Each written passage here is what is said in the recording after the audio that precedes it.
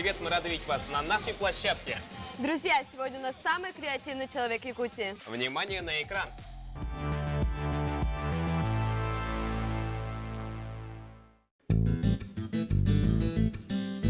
Этого человека можно назвать властителем идей.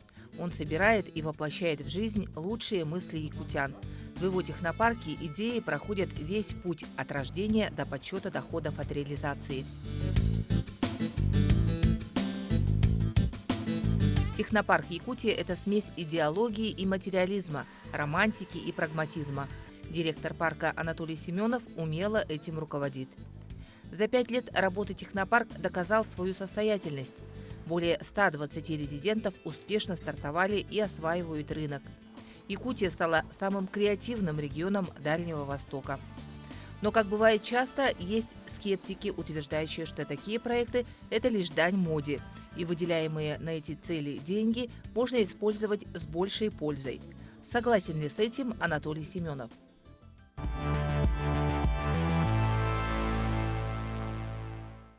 Друзья, сегодня нам предстоит поближе познакомиться с человеком, который шагает в ногу со временем, а иногда и опережает его. Но тем не менее, ориентируясь на будущее, никогда не теряют чувство реальности и прагматично монетизируют идеи. Предлагаем разделиться на две группы – оптимистов и пессимистов. Оптимисты – это те, кто защищает нашего героя, готовы отстаивать его точку зрения. Их предводителем буду я. Пессимисты подвергают сомнениям мнение оптимистов. Я буду их поддерживать. При этом каждая из сторон обязана аргументировать свою точку зрения, отстаивать ее и пытаться убедить противников в своей правоте. В конце программы любой участник может поменять свою точку зрения, и оптимисты могут перейти к пессимистам. Прошу определиться и занять место в выбранной зоне. Делимся.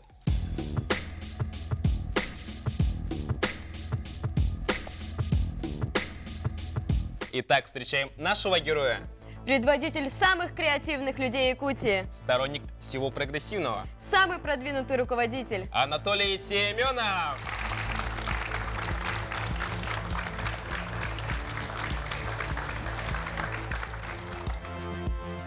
Анатолий, здравствуйте. Здравствуйте. Анатолий, расскажите о себе. Вам дается минута. Что стоящего вы успели сделать в жизни? Ну, я успел родиться, в первую очередь, да, в городе Якутске.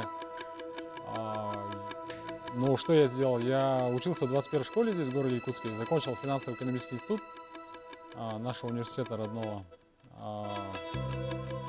У меня жена, 3 детей. Старшая дочка уже поступила в этом году в юридический факультет.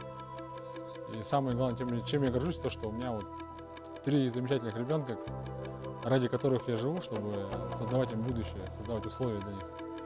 Ну а сам, да, я в свое время много чем занимался, развивал движение КВН. Вывез первую команду КВН якутских преподавателей в 1998 году на Первый канал. 15 лет развивал движение. Ну и с 2012 года, развивая инновационное движение, создал технопарк. Технопарк сейчас входит в 9 лучших технопарков России. Наши проекты выходят на экспорт, то есть производят инновационную продукцию.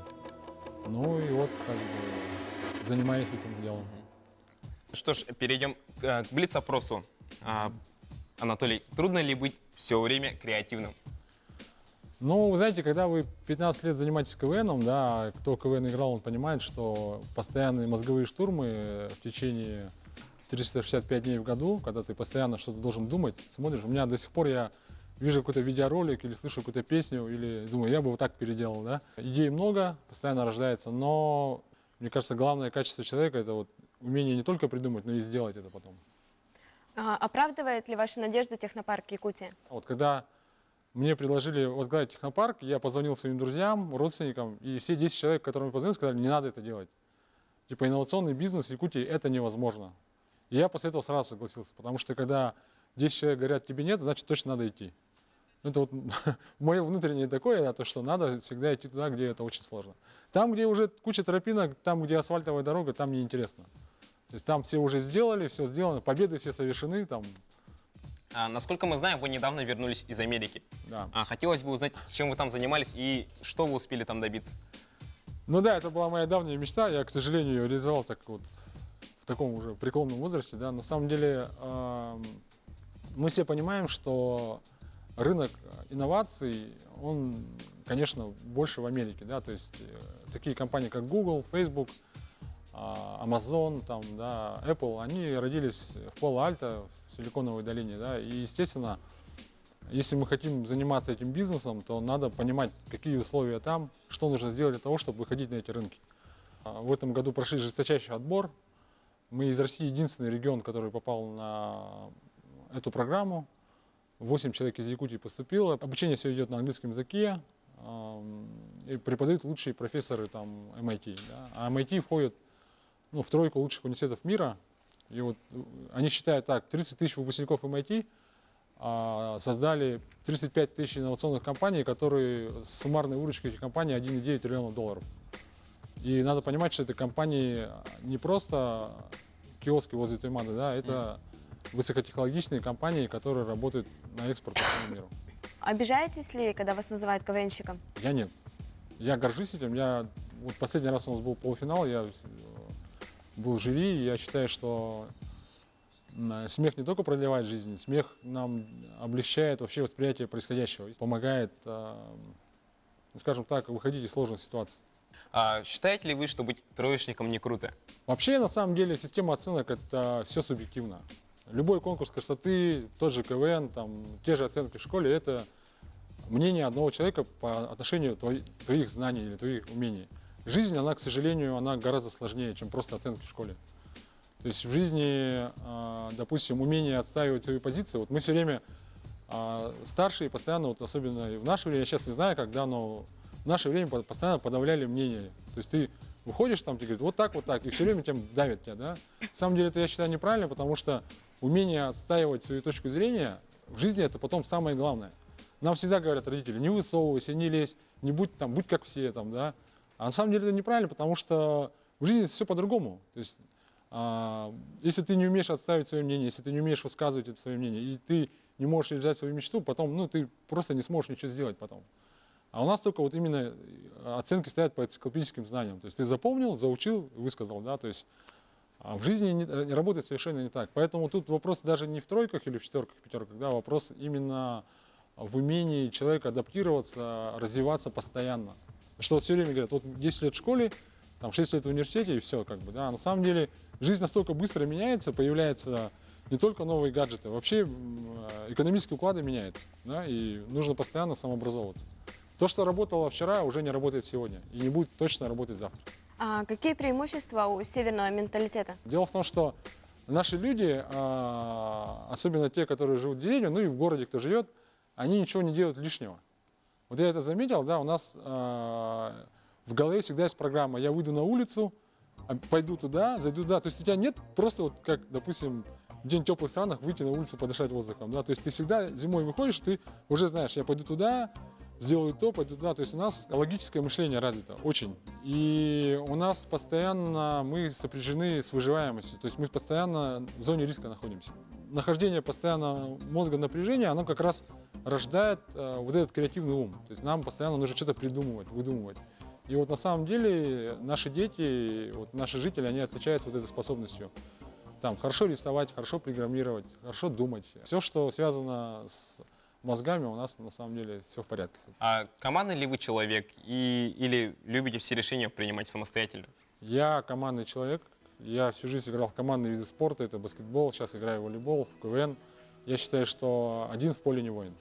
Какой бы ты ни был там уникальный человек, все равно умение работать в команде, потому что, это эффективнее гораздо. То есть, и, кстати, вот это, к сожалению, тоже у нас не хватает, умения работать в команде вообще. Умение доверять другим людям, да, это, к сожалению, не хватает. Итак, перед вами те, кто сегодня попытается узнать вас поближе. Это учащиеся школ, студенты, резиденты детского и студенческого технопарков. Справа от вас расположились оптимисты. Привет! Слева. Что-то не оптимистично, как давай привет! Слева пессимисты. Привет! Все плохо. Друзья, скажите, почему вы оказались в той или иной группе? Я немножко ознакомлена с технопарком, сама являюсь резидентом студенческого бизнес-инкубатора. И, конечно, я за инновацию, креативность, и я верю в это. Вот поэтому я за оптимистов. Пессимисты? Наверное, большинство из здесь сидящих людей считают, что инновация — это круто. И, собственно, мы здесь многие члены сообщества технопарка. Но утверждать это гораздо проще, чем отрицать. Я бы хотел лично просто попробовать опровергнуть аргументы соперников, так сказать. Я выбрала сторону оптимиста, потому что я поддерживаю бизнес Республики Саха-Якутии. Вот. Пессимисты? Я по жизни, в общем-то, больше реалист, а в реальной жизни как-то так сложилось то, что запоминается больше плохое, поэтому, так как я уже больше опытный человек, так скажем, уже знаю программирование и уже занимался с этим, неудачно, так скажем, и как-то вопросы больше задаются на этой почве. Хорошо. Очень хороший опыт. Хорошо. Так, Человек все время смотрящий, как сказать, отрицательно, далеко не пойдет. Поэтому нужно все время быть позитивным. И смотреть на мир в розовых очках, то далеко тоже не пойдешь. Ведь думая, что все так легко, многого не добьешься. Гораздо проще быть реалистом, который прекрасно понимает, что это не так просто, как все думают. И реалист, имеющий знания, имеющий навыки, сможет пройти куда больше, чем оптимист. Начнем. Задавайте вопросы нашему герою. Начнем с оптимистов. Недавно СМИ говорили о крупных хакерских атаках. Вот некоторые люди говорят, что в этом есть российский след. Согласны ли вы с этим и почему? То, что хакерские атаки есть, это правда. Они будут дальше продвигаться, потому что, как сказать, как вот вы здесь разделились, да, на оптимистов и пессимистов, также и в жизни, как добро и зло, да, всегда будут те люди, которые, используя свои знания, будут пытаться наживаться на этом. Но замешаны ли этом именно российские хакеры, я не могу сказать. Вообще я считаю, что у терроризма, у преступников, хакеров нет национальности, нет какой-то принадлежности. То есть это же глобальный мир. Это говорит о том, что надо тоже развиваться.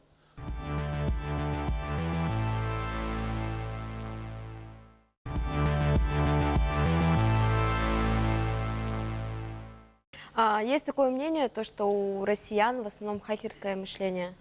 Как вы считаете? Я считаю, что Россия самая изобретательная страна в мире, но проблема какая у нас, да? Чем я согласен с пессимистами здесь, да, они хотят называть себя реалистами, в том, что, к сожалению, в стране в нашей очень сложно реализовать проект свой.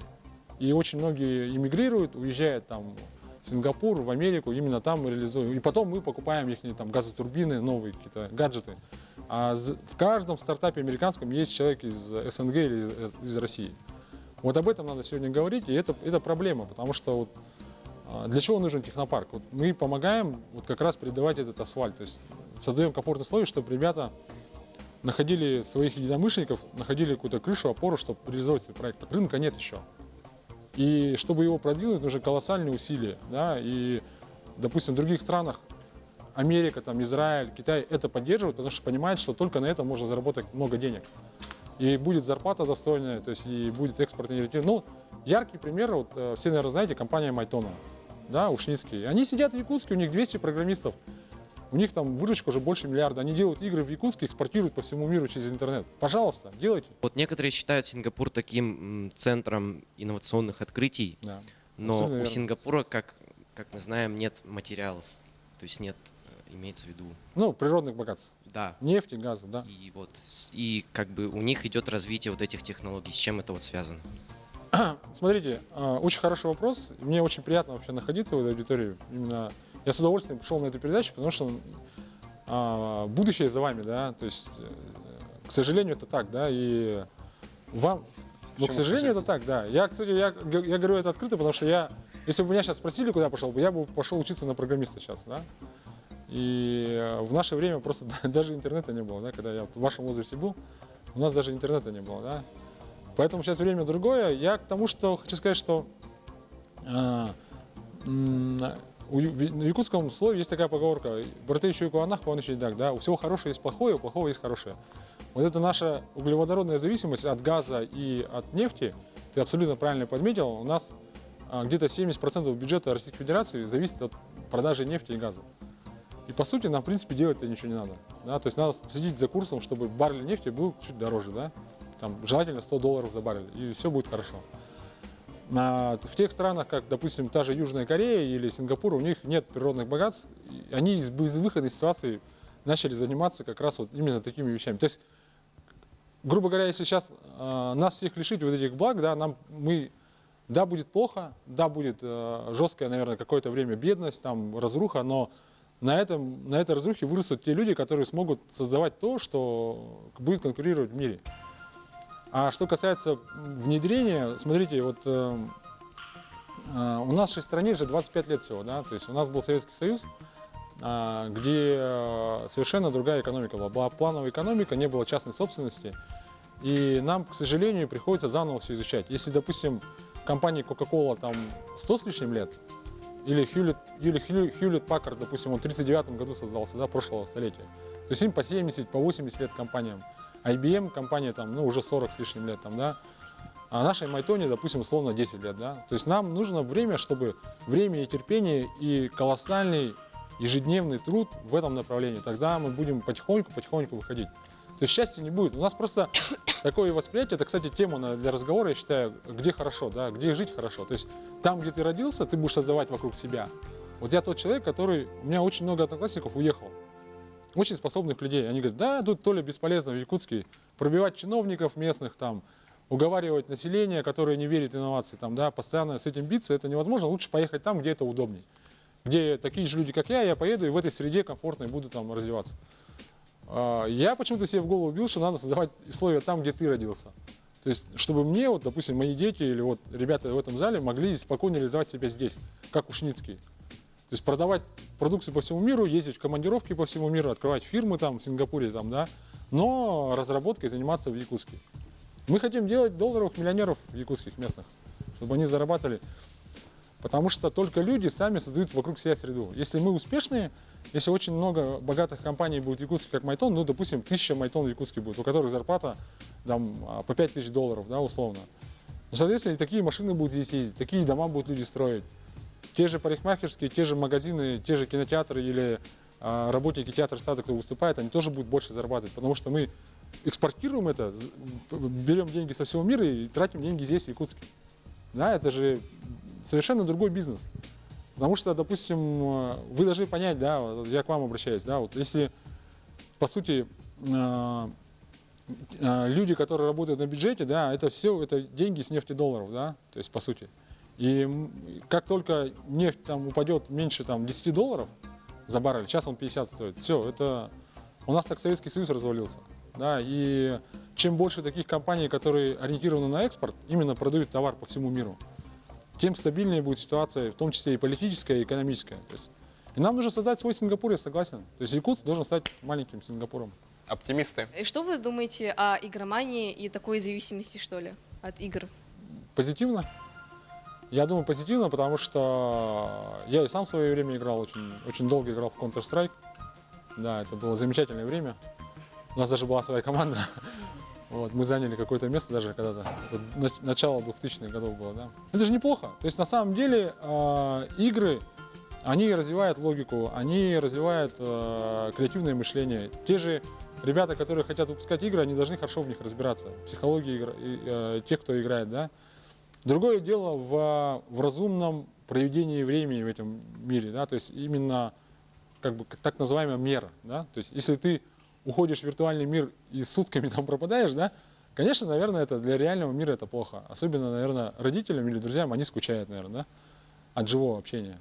Но я думаю, что как-то все устаканится, потому что, ну, я за то, чтобы знать меру. Но ограничивать это тоже плохо. Ну, как невозможно вообще не играть в игры? Это же весело. Ну, то есть, на ваш взгляд, человек сам должен себя ограничивать в чем-то? Ну да. Я же как-то себя ограничил же. Хотя в свое время сутками играл. Да. Оптимисты?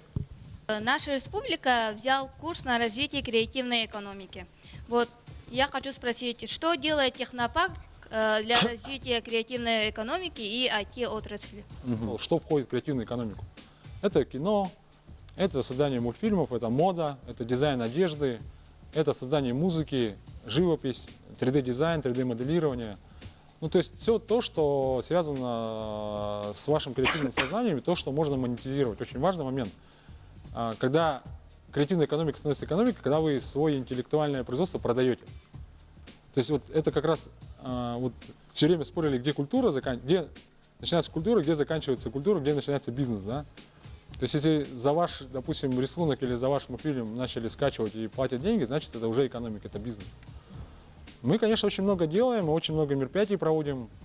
Мы проводим конкурс «Моя профессия IT», хакатоны, различные выставки, семинары. Очень в этом плане много делает Центр развития Smart, кстати, да. То есть мы делимся опытом, потому что только между собой мы можем делиться опытом, да. Но стараемся привозить и из других стран тоже людей, но пока так. И стараемся выходить на другие рынки, то есть продавать свои вещи там. Потому что здесь, в Якутии, поймите, рынка нету совершенно. Здесь можно только проверить свою идею, а уже выходить на рынок туда. Пессимисты? Интернет есть не во всех местах нашего мира, и получается, что люди, у которых нет интернета, то есть они, получается, начинают отставать. Да. И как им Правда. быть? И, допустим, приведу пример. Вот, допустим, есть населенный маленький пункт, где есть школа, и один ученик хочет стать, ну, допустим, программистом.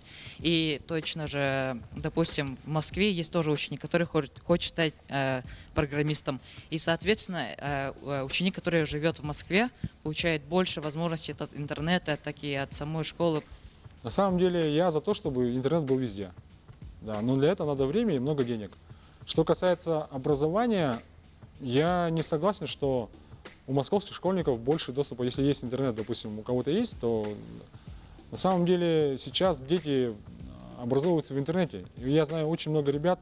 У нас есть программист Среднеколымский, который приехал, он хакнул, короче, федеральную сеть, вот, взломал, короче, сеть и раздал интернет там в деревне, да, такой Робин Гуд. Вот. Но его не посадили, его взяли на работу, и правильно сделали, кстати, да. Вот. Но тем не менее, ребята в деревнях нормально учатся, и гораздо талантливее, чем... Я не буду принижать школьников из Москвы, но есть гораздо талантливее. Сейчас интернет, он дает же знания как раз. Вот его отсутствие — это плохо. Вот у вас зародилась идея создать технопарк. И как вы начинали реализовывать это? И можно второй вопрос? Как вы думаете, какими качествами должен обладать человек, чтобы воплотить свою идею в реальность? Спасибо. Очень хороший вопрос. Идея зародилась, когда мы играли игру «Министр». Наверное, слышали, такая игра есть в 2012 году.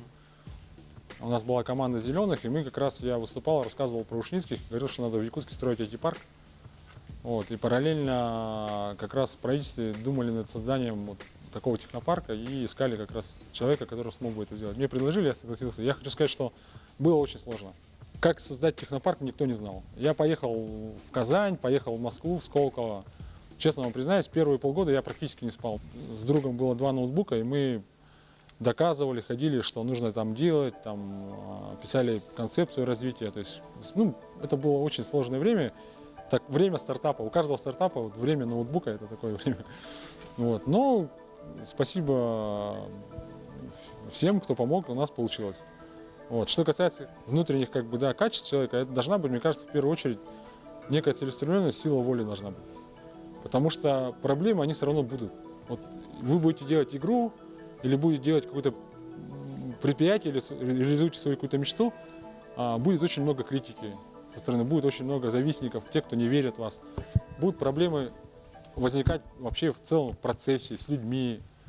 Вот, да. И именно сила воли, вот именно терпение и жажда реализации — это самое главное качество. Пессимисты? Лицей Актемский. Актемский, да. Имеется технопарк, в котором мы разрабатываем различные проекты. И вот, как вы думаете, возможно ли сотрудничество технопарка Якутия со школьными технопарками и вообще как это сотрудничество будет продвигаться? Очень хороший вопрос. Мы, в принципе, вот сейчас создался Кванториум. Мы с Кванториумом мы были вместе в заявке, и сейчас мы своих резидентов закрепляем за квантами, да. Также мы вот в городских школах тоже создали там несколько технопарков, там в Политехническом лицее, да, во второй школе. И мы тоже с ними работаем, закрепляем резидентов за ними. И мы готовы с вами тоже сотрудничать. Мы как делаем? Мы сотрудничаем, мы ставим задачи перед людьми. То есть мы можем сделать так, чтобы ваши идеи, вы могли ставить перед вами задачи, вы могли их реализовывать уже реальные задачи. Не просто уже макеты чего-то, а те реальные вещи, которые можно продавать. И помогать как-то где-то в материально-техническом оснащении вашего технопарка и выдвигать вас дальше, потому что мы верим в то, что именно в вас это будущие наши резиденты, и поэтому мы готовы поддерживать вас.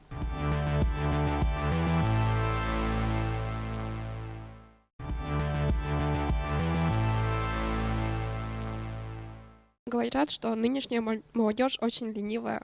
И как вы относитесь к этому? Насчет ленивости детей я, наверное, не соглашусь, потому что здесь, наверное, вопрос в отсутствии мотивации и, наверное, в избытке информации. Смотрите, нам раньше, чтобы что-то узнать, надо было выйти из дома. Это было главное. У нас телевизора было 2 телеканала, которые там после 12 ночи вообще не работали. Они выключались, и все, не было. То есть первый, второй. И чтобы узнать мир, надо было выйти из дома.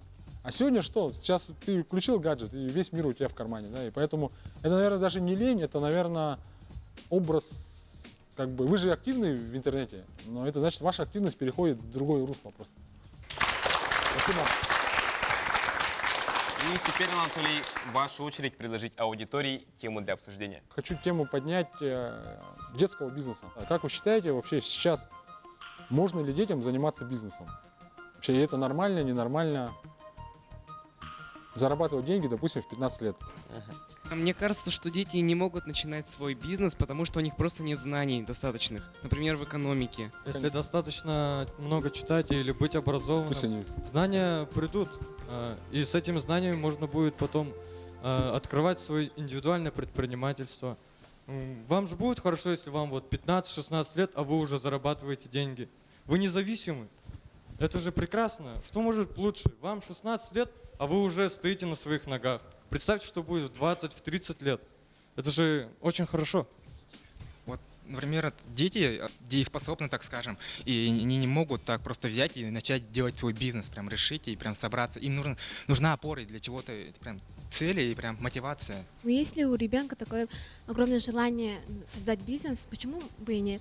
И было бы хорошо, чтобы когда родители поддерживали своих детей. В нашем, так сказать, менталитете закрепилось, что дети, они еще как бы дети, и они не столько серьезны. И если 15-летний ребенок подойдет, там, допустим, к своим родителям или кому-нибудь и предложит, скажет, я хочу заняться бизнесом, я хочу сделать вот это, вот так, я хочу зарабатывать деньги, я считаю, что моя идея пройдет, то его, скорее всего, просто никто не поймет и не воспримет всерьез, потому что в нашей стране так закрепилось. Открыть автомобильный салон, думаю, да, сложно ребенку. Не то что ребенку, но и взрослому.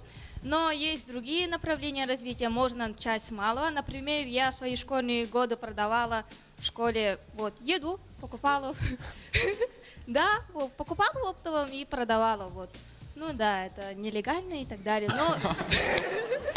Но есть и другое направление. Я вам школьникам завидую белой, черной, фиолетовой, любой завистью, потому что у вас есть больше возможностей, например, разработать свое приложение. В IT-направлении у вас есть, например, в этом году открылось Кванториум, например. Да, у вас больше возможностей на самом деле, и вас, взрослые люди, на самом деле очень готовы поддержать. Надо просто быть активным и изъявлять свое желание. Ну, эта поддержка начинает образовываться, как мне кажется, только в последнее время, когда начинают люди понимать, начинает входить более-менее в понимание российского взрослого человека, что да, дети — это наше будущее, их надо развивать, и начинают развиваться такие проекты, как Технопарк, как Кванториум, которые начинают именно развивать детей, подталкивать их к этому, но это начинает входить только сейчас, и не каждый ребенок далеко не каждый ребенок сможет протолкнуть свой бизнес. Вы сами же сказали, что начинают поддерживать. Речь идет о том, что сейчас мир немножко изменился, и законодательство должно меняться в эту сторону. То есть давать возможность вам. Просто вопрос не в том, что хотите вы или нет, а вопрос, можно вам или нет. Вот в 15 лет ты ИП не можешь открыть. Я про это сейчас говорю, чтобы дать возможность вам, что если человек может это делать, почему нет? Там это, конечно, связано с различной ответственностью, но там, допустим, паритетно как-то с родителями и прочее. Дать возможность. Если ребенок изобрел какую-то классную вещь, нарисовал ее, и люди готовы платить за нее деньги, допустим. Да, я очень много примеров в мире, где в 14-15 лет ребята уже зарабатывают. Есть долларовый миллионер, по-моему, в 15 лет стал, да. И надо тоже это давать. Я считаю, что надо поощрять это. Потому что чем раньше вы начнете этим заниматься, тем более подготовлены вы будете к взрослой жизни. На самом деле у нас общество тоже должно поменять свое сознание, давать людям возможность ошибаться. У нас все вот нельзя ошибиться, все это там провал, эпический фейл, там, да, провал. А на самом деле в Америке или в других странах там 6 ошибок, 7 ошибок, там 7 провальных стартапов, круто, он выходит и гордится этим. У меня типа 7 провальных стартапов, я сейчас 8-й делаю и точно не ошибусь. Потому что поймите, что ошибки, без ошибок ничего не будет. То есть один раз попробовал, второй раз попробовал. Вот у тех же Учинских она не первая игра стрельнула, там 4-я, 5-я, 6-я игра стрельнула. Просто вам нужно опыт нарабатывать, и самое дорогое, что у вас есть, это время, которое вы можете тратить на опыт ваш. Вы размениваете время на опыт. И чем раньше вы начнете пробовать себя в бизнесе, тем, как правильно кто сказал, к 20-30 годам вы уже совершенно другими людьми будете. Появилось очень много видов заработка, особенности в интернете. И заработок в интернете отличается от заработка, к примеру, на улице где-нибудь. То есть... Совершенно верно. Сейчас уже это не тяжелый физический труд, как раньше казалось, детей надо защищать. То есть сейчас это больше связано с творчеством. Сейчас станешь ты богатым, работая в интернете, и все. Очень многие бизнесмены, которые гораздо старше, чем они говорят, задумываются, вот нам надо было тоже таким бизнесом заниматься на самом деле. Анатолий, сделайте, пожалуйста, прогноз на ближайшие 5-10 лет. Что нас ждет в области инноваций, новых технологий, к чему готовиться? И вот смотрите, что ждет город Якутск. К 1935 году, да, к 1935, ближе к 1940 году в Якутске будет 500 000 жителей. Очень много людей из деревень переедет в город Якутск. Как бы не хотело наше правительство, это будет происходить. Это происходит по всему миру. Это не только в Якутии. Происходит урбанизация. При этом Якутск, если он ничего не придумает, чем вас занять, то это будет просто перевалочный пункт. То есть ты переедешь в деревню Якутск и дальше потом Санкт-Петербург, Москва и Нью-Йорк. То есть поэтому у Якутска очень в этом плане такая перспектива печальненькая.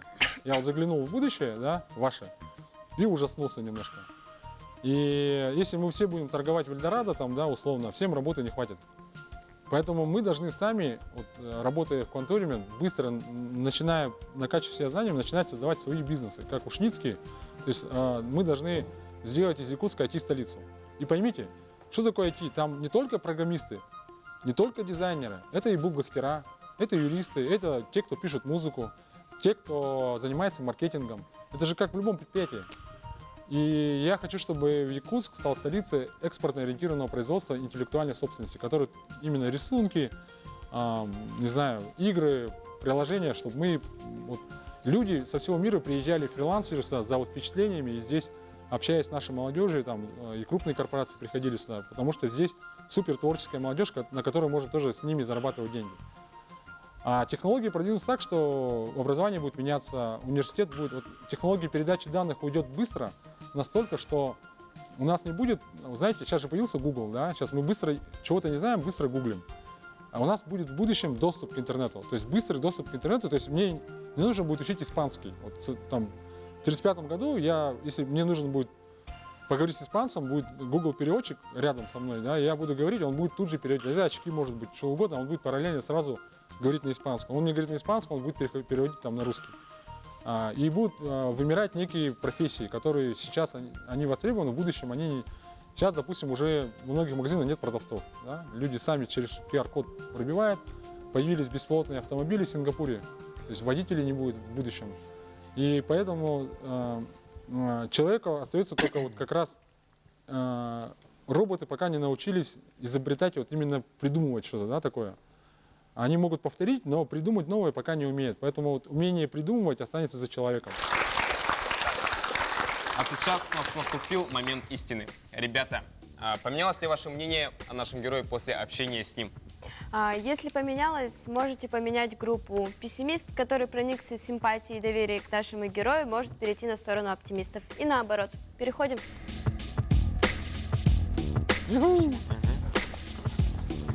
Пессимисты исправят мир.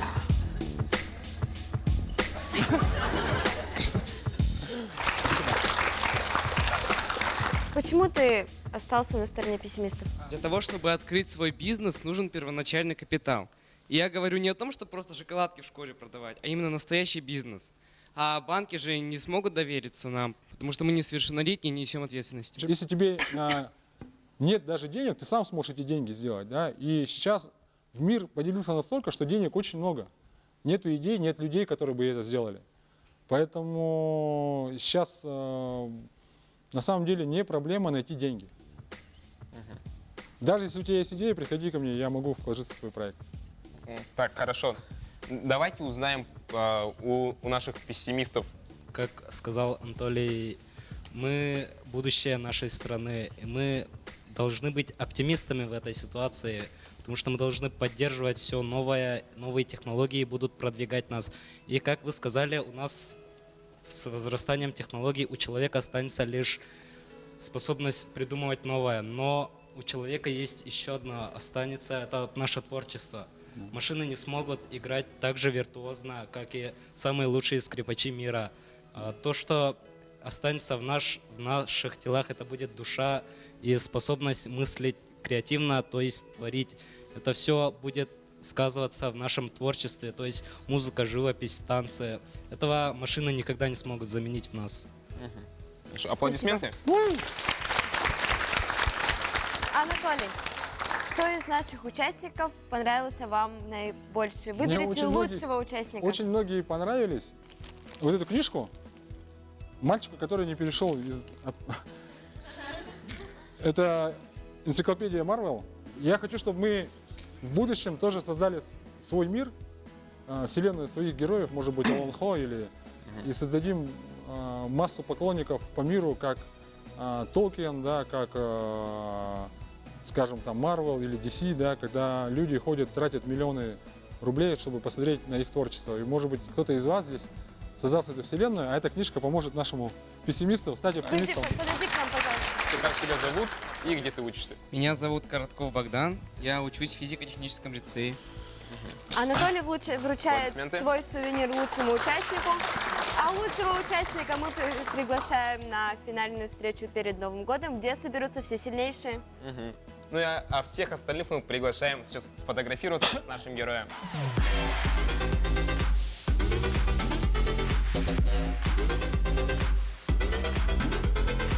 С вами была программа «Я молодой» и ее ведущие Виктория Маркова И Антон Васильев. Да. Пока. До встречи.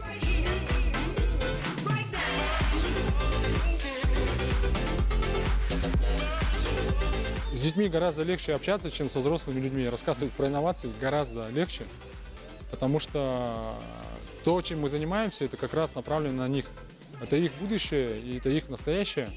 Они этим живут. В этом направлении надо очень много рассказывать и давать детям больше возможностей, потому что мы сами недооцениваем своих детей. У нас очень супер дети.